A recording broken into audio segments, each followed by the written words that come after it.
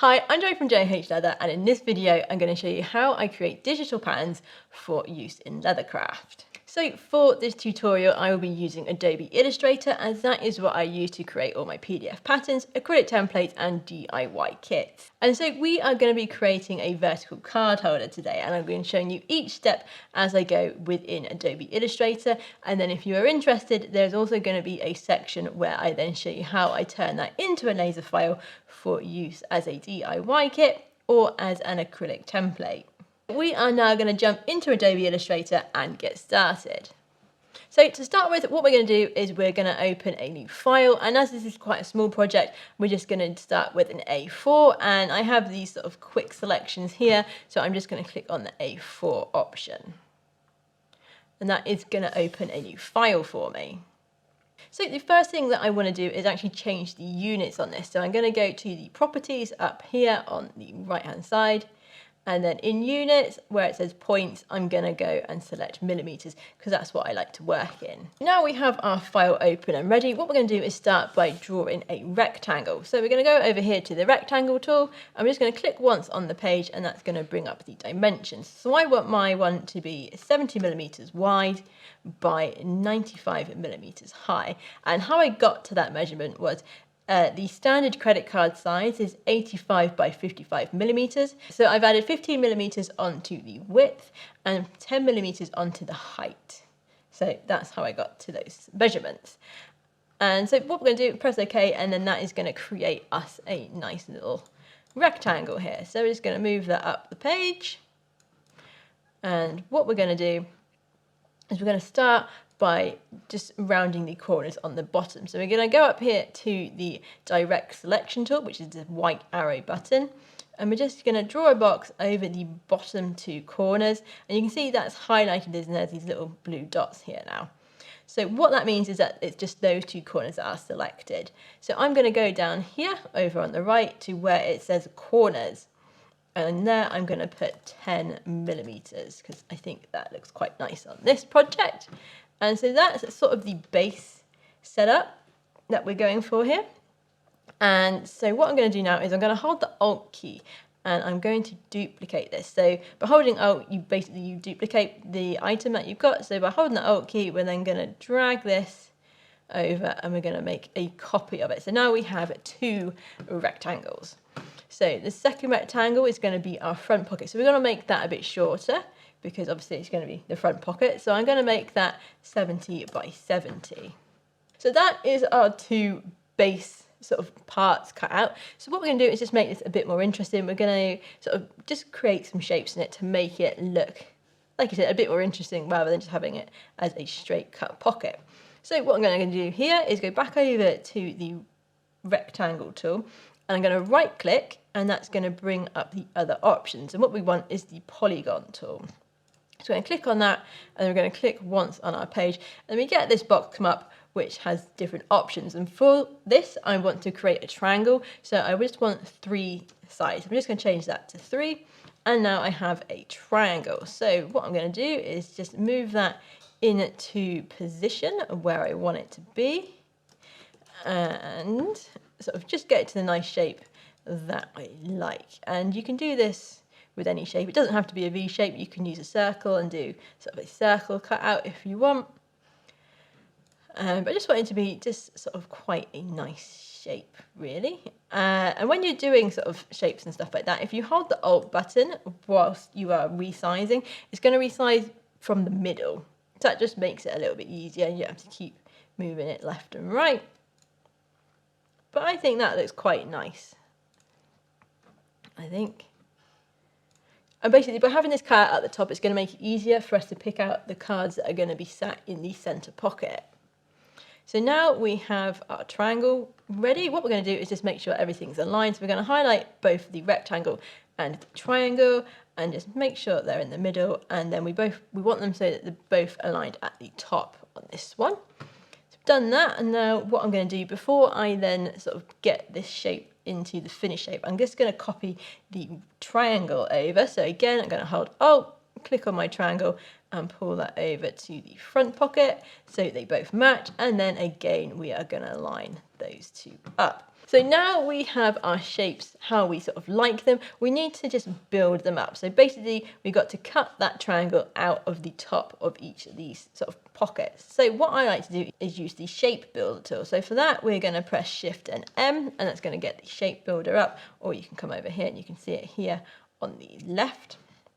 And you can see next to my arrow here, there is a little plus button. And if I hold the Alt key, it's now a minus. So what we're going to do is we're going to hold Alt and we're just going to click on that triangle. And what that's going to do is just remove it from our shape. So if I move that over here now, you can see that this is the shape that we have. So once we've done it on the first one, we're going to do the same. Shift M, hold Alt, minus the triangle, and now we've got our two cutouts. Now, to just refine this a little bit, what I'm going to do is go back over to the direct selection tool, which is the white arrow, and select the two top corners of the triangle where it meets the card, like the main card holder. So what that's going to do is highlight the two corners at the top there. And if I zoom in a bit, you can see that we've got these two anchor points here. Now, what I can do is just pull the anchor point straight out, and that's going to do the shaping for us, and that's going to sort of smooth those corners out. I don't want to do it too much, so I'm just going to undo that. And then I think over here, so you do have the corner selection come up again, and I'm just going to put in 10 millimeters for that and just see what that looks like. I think maybe a bit more. So again, select them, and you can do this, like I said, you can just drag that down. So I'm actually going to do that. I'll make it a round number so I can remember it, 17 millimeters. So that's just smoothed the sort of joining of the triangle to the rest of the card holder, and that looks quite nice. And now we've done it on one, we have to do that on the other one. So again, select two corners, and then we can just quickly put in 17 down here. And now both of these are going to match, and we can prove that by just popping them one on top of the other. So we are nice and matching there. So now we have our two pieces. What if you were going to have this as a sort of printed design and you're just going to print it out, you can now save that and you can cut out your patterns and go from there. So for us, as we are going to be using this as a DIY kit, what I need to do next is to add in some stitch lines. We're going to select the main body, and what we're going to do is come over here to offset path. So we're going to click on that, and what this is going to do is create an outline of our selected item, make it either larger or smaller. So because we want our stitch line to be at 3 millimeters, we're going to go and put in -3 millimeters on the offset, and that's just going to put that inside. So if I put just say 5 here, that's going to make it bigger, so you can sort of see what that's happening there. So -3 is going to put that inside, and we're just going to press OK. And then we're going to put this stroke up to 1 millimeter thickness. And now what we're going to do is we're going to zoom in here, because what we want to do is actually cut this shape. So you can press the C on your keyboard, or you can go over to the eraser tool and right click, and the scissors are just there. What we're going to do is just click on these anchors in the top corners on either side, and what that's going to do is cut our shape so that we can actually remove the top line, because we don't want to actually stitch across the opening of our card holder, and we just select that and just delete that, so that's out of the way and not a problem now. So what we're going to do now is actually make the holes for our laser to follow. So we're going to click on that line, and we're going to hit the stroke button, and that's going to bring up this little drop down menu here, and we're going to go and press the round cap and then round joint, and we're going to click on dashed line. Now, depending on how yours is set up, it's likely that yours is going to start with a dash of 12 and sort of start from there. So what we want to do, we want to make sure the dash is 0, and then the gap is going to be the distance apart for each of our holes. So as this is a DIY kit, I'm going to set mine to 4 millimeters, because this is going to be set for beginners who haven't really done any stitching before, and 4 millimeters is pretty good size for them to get started on. And then that's it. We don't need to fill out any more of these, but we do need to have a look at these two boxes over here on the right hand side. So you can see the one on the right is selected, and what that does is it adjusts the path so that it's the gap between each of the holes are going to be the same. If I select this one next to it, that's going to have the exact gap. So you can see over there by pressing that, this hole here is now disappeared. So we don't want that because this is for a DIY kit. We want it to be even, obviously. So we're going to make sure that the sort of dashes or holes, as they are going to be aligned to the corners and the path ends, and it'll just alter it to fit. So they might be slightly bigger or slightly smaller than 4mm, but they're going to be the exact same distance apart, which is what we want there. And then we're just going to hit return. So you can see now we've got all of these dots. Now we don't want them to be solid because we want to put this through the laser, so they need to be outlined. Now what I like to do for this is go up to Object, Expand Appearance, and then go to Object again, and then Expand. And you're going to get this little box come up. You can just make sure Fill and Stroke are ticked, and then we're just going to click OK. So what that's going to do now, so that's sort of broken it up so they can all be moved individually. And what we want to do is we're going to get rid of the fill because we don't want them filled, and we're going to put on a stroke. Now I'm going to make this stroke a different colour. I'm going to make it blue. And we're actually going to put it down to 0.25. So when it comes to the laser, you can keep it the same colour if you want, but from what I have found with using the Glowforge that I have here in the workshop, is if they are the same colour, the Glowforge sort of software will see it both as a cut, but you won't be able to pick what one to do first. So by changing the colour of the holes cut out, it's going to be seen as a separate step, and you can make sure that the holes get cut out before the shape comes out because that's the way you want it to do it. Especially with leather, because once the actual shape is cut out, it's going to ping up a little bit. So we want to make sure the holes are cut first. So that's what we want to do first. So what we can do now is we need this on our front pocket. So what I'm going to do is pull the front pocket over, have it so it's on top, and then hold Shift and select the dots as well, our holes, and then we're going to hold Alt and we're just going to duplicate that over. So we can then get rid of this one that's here. And now you can see we've got all our holes exactly where we need them to be. So we've got a few extra ones that we need to get rid of. So we're going to select our circles, and then we're going to go down to where it says Quick Actions here, and we're going to ungroup. And so you might need to do that a couple of times, and so we're going to ungroup again. And now each individual circle or hole is able to be clicked. So what we're going to do is we're going to delete the ones we don't want because we don't need them. And now we're just going to regroup it all. So we're going to select the whole lot because I find this easier than selecting each one. And then we're going to hold Shift and click on our pocket, and that's just going to remove it from the selection. And then we can go back down to Quick Actions and press Group. And so now we've got both the front pocket and the... I can't get you from that side. I've been talking to myself for too long and now Skylar's got involved. Anywho, we will crack on. So what we're going to do is we're going to now highlight both of these because we have finished both the front and the main pocket, and because we want two of these for our DIY kit, what we're going to do, highlight both of them, press the Alt button, and then we're going to drag that down, and that's just going to copy them. So we now have 4 pieces.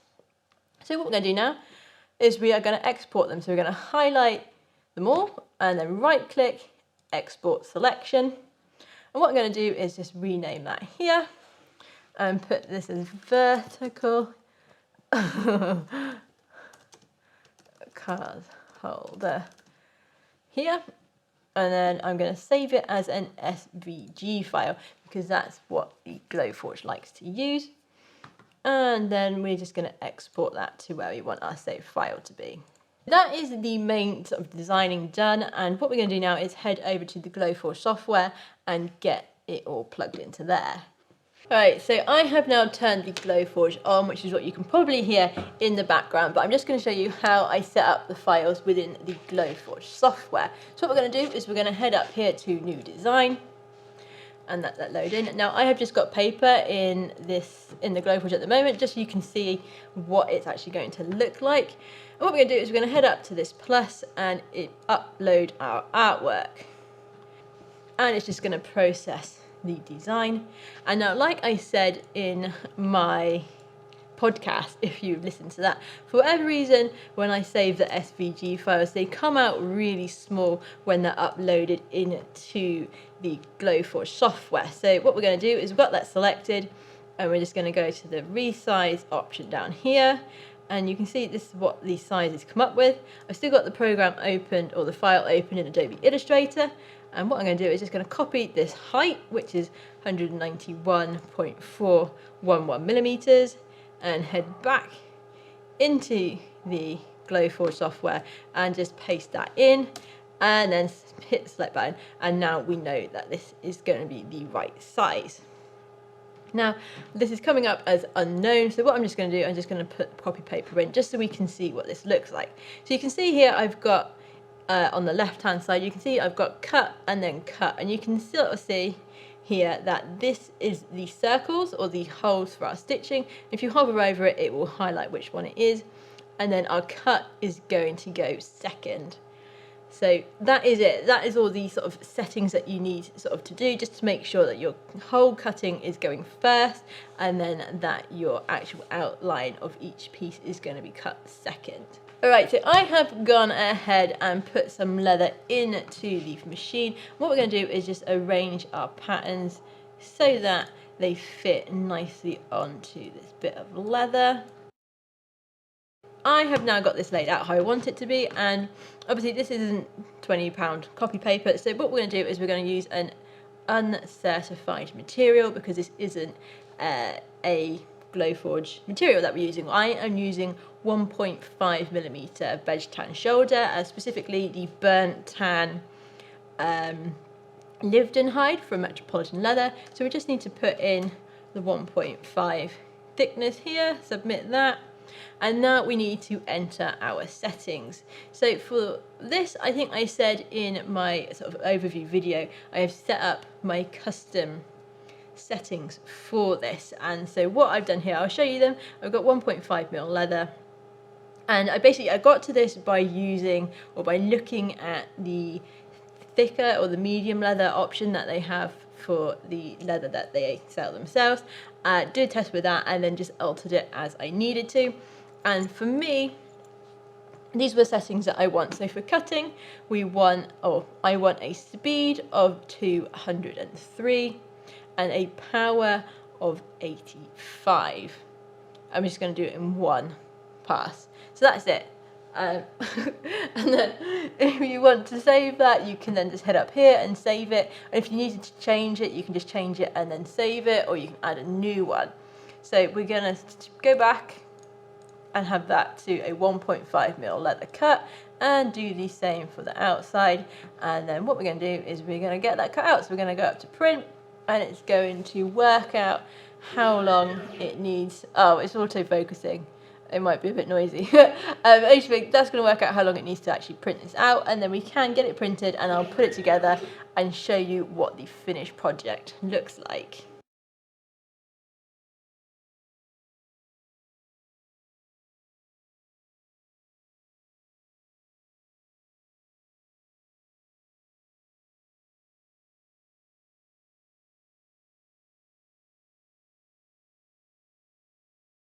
And so I went ahead and put the printed card holder together, and this is what the final design looks like, and that looks pretty cool to me.